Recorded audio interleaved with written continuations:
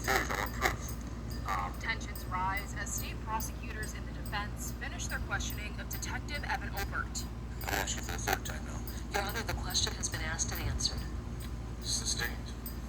The heated redirect and cross-examination concludes, pivoting the court to a new topic of discussion. That is, Breasia Terrell's remains. In your examination of the skeletal remains, did you note any trauma? I did.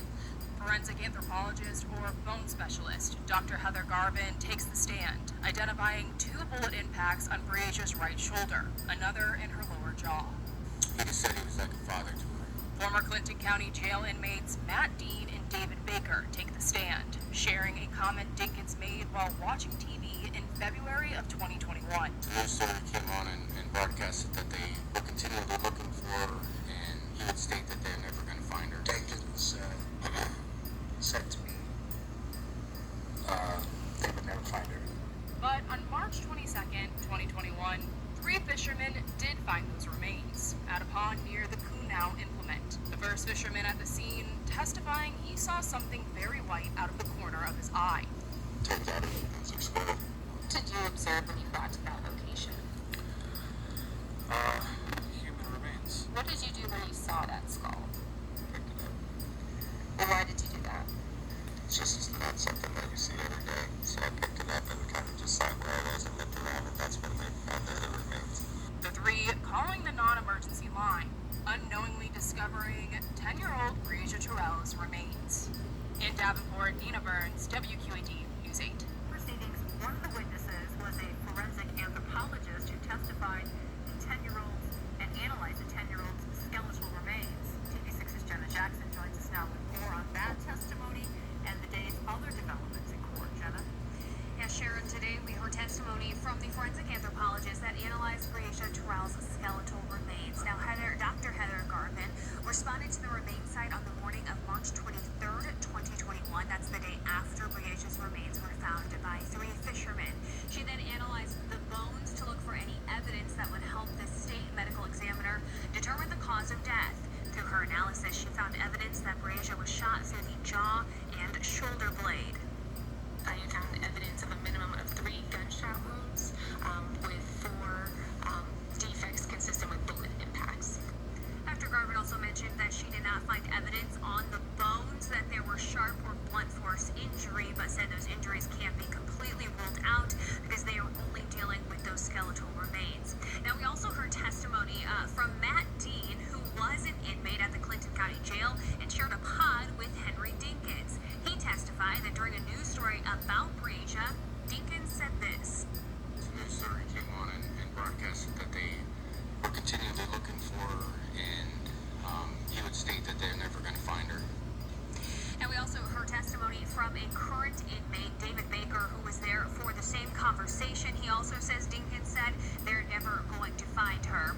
The defense questioned both Dean and Baker, asking if Dinkins ever admitted to killing Breasia, to which he said he did not, but added that both of them said that they felt like this was a strange comment to make. All right, thanks. Did you wait for law enforcement to arrive on the scene? Back on the road. Right. And then did anyone stay down by the area of the human remains while he waited for law enforcement? I don't recall. All right, we'll talk with Jesse and Eric about that. What happened when law enforcement arrived on the scene?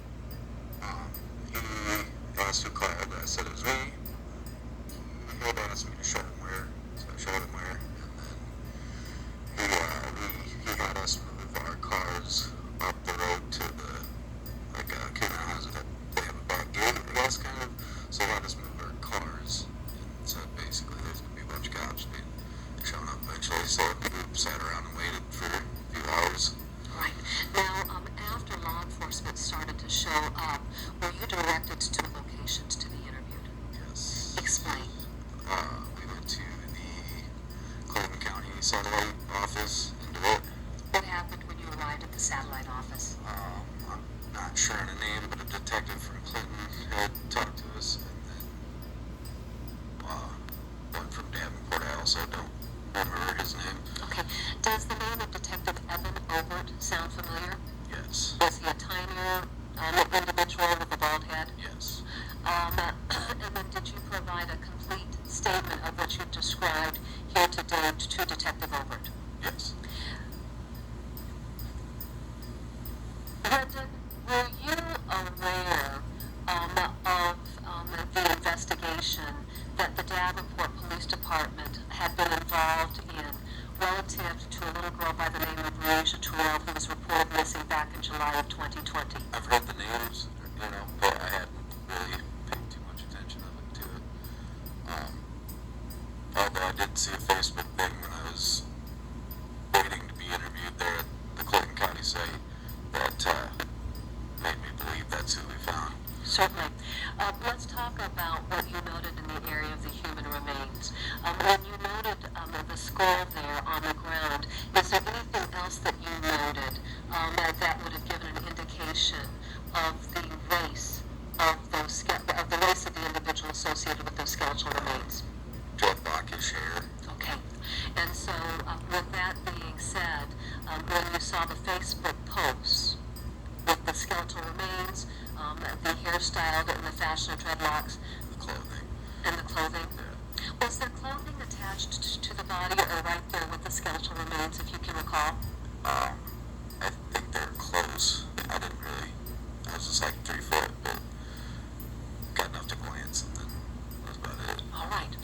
Is there anything else that you can recall about your involvement in this matter?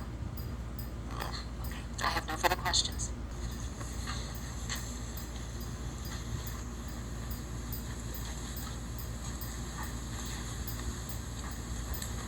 State called Jesse Dow.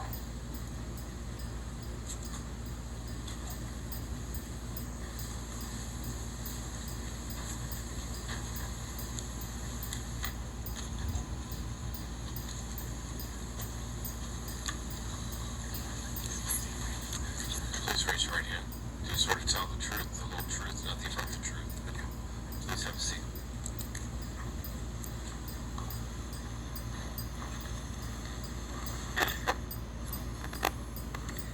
Can you please state and spell your name for our court reporter? Jesse Dow, Jesssedau. What city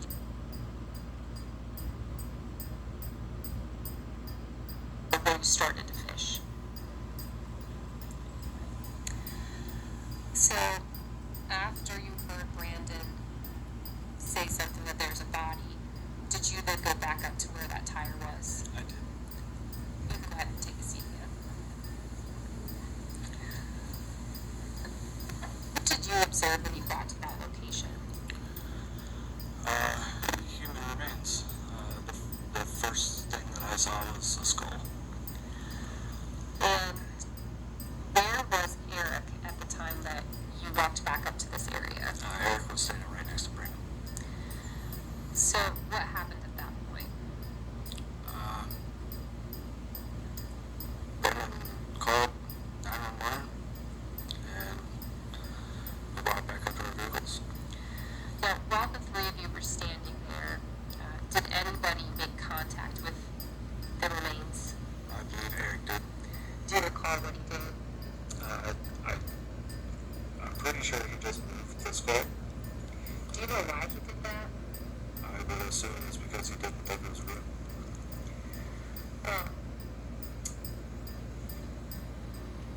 Were you familiar with a missing child from the Davenport area, the case Reisha Terrell?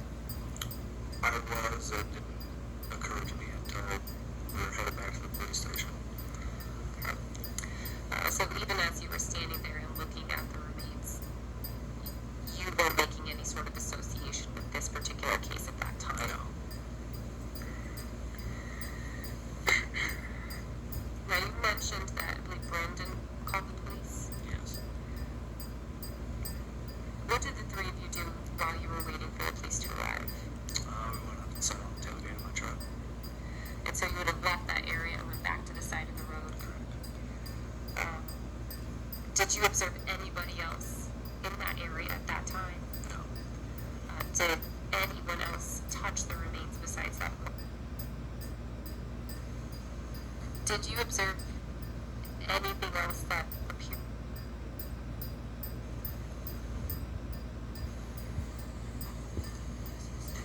Raise your right hand. Do you swear to tell the truth, the whole truth, nothing but the truth. Please have a seat.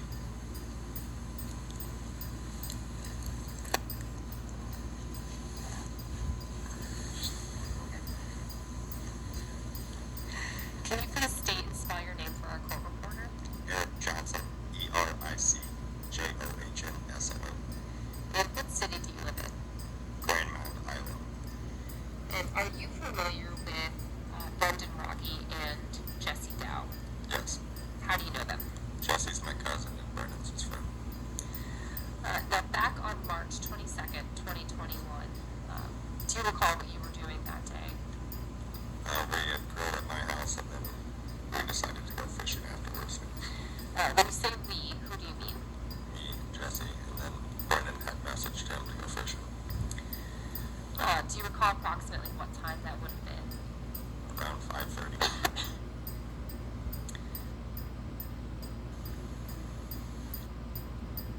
Microphone over. Thank you. I was walking next to Jesse.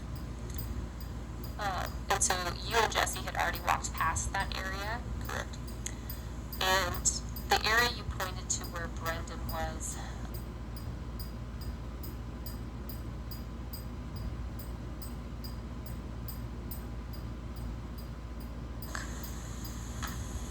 and then where did Brendan's?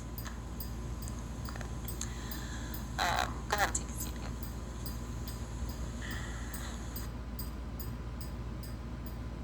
Trying to put it on the area he walked We, to. who do you mean? Me, Jesse, and then Brendan had messaged him to go fishing. It's coming up, y'all. Do you recall approximately what time that would have been? Around 5:30. At some point then, did you guys agree to go fishing? Yes. And where was the plan to fish at? At Coon House. Is that an area where you had fished before?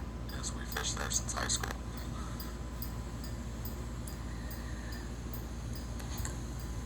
How did you arrive at that location? I rode with Jesse. And do you recall where the two of you parked? 270th Avenue.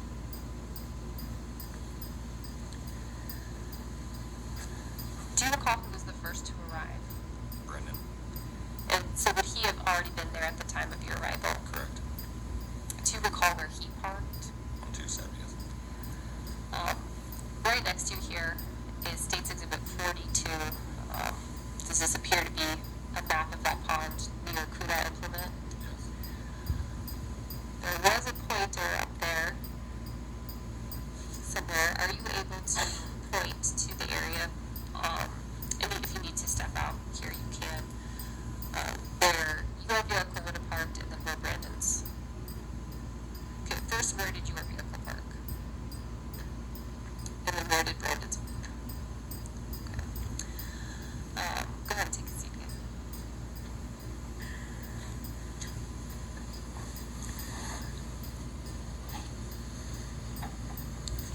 Why did your vehicle park by the side of the road? We just nosed up to the other car.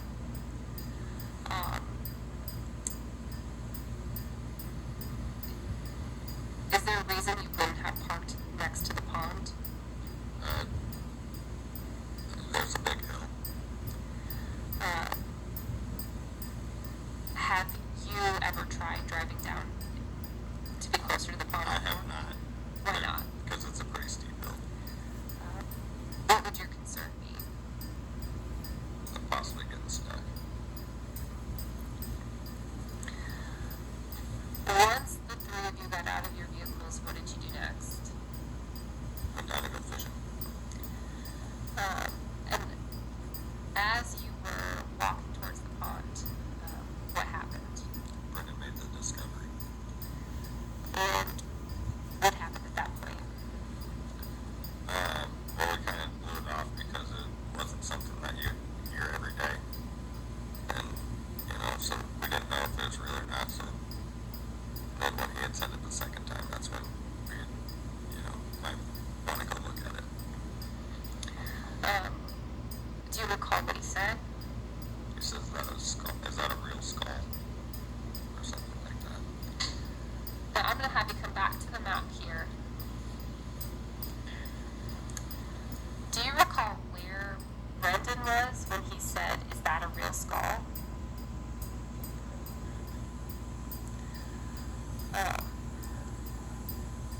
When you say we, who are you referring to? If we can move the microphone over. Thank you. I was walking next to Jesse. And so you and Jesse had already walked past that area, Correct.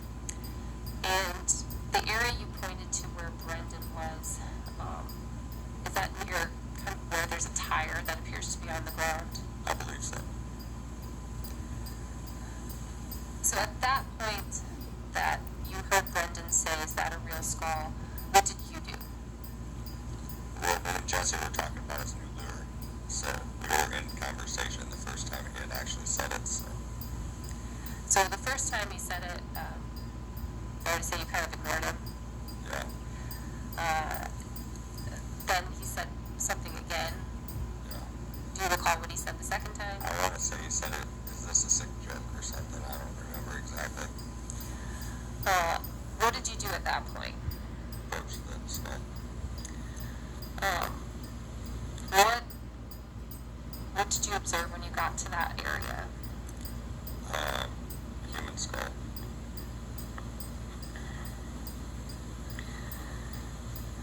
Did you observe anything else that appeared to be part of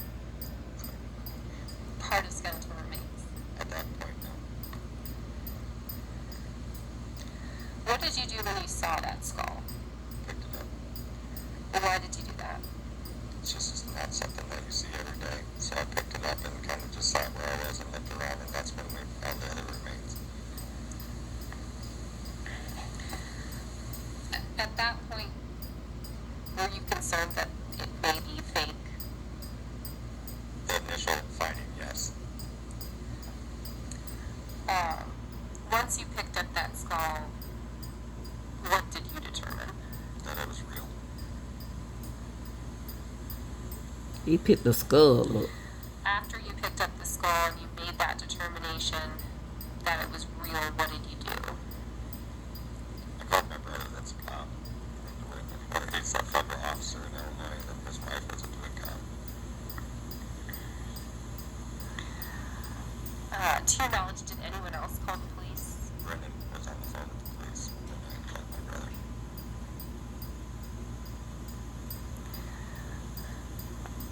Did you touch any other portions of those skeletal remains? I poked at it with the stick a little bit, I did not move nothing.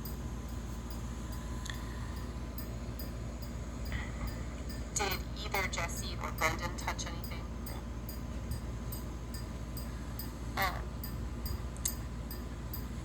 After you called your brother and Brendan called the police, what did the three of you do?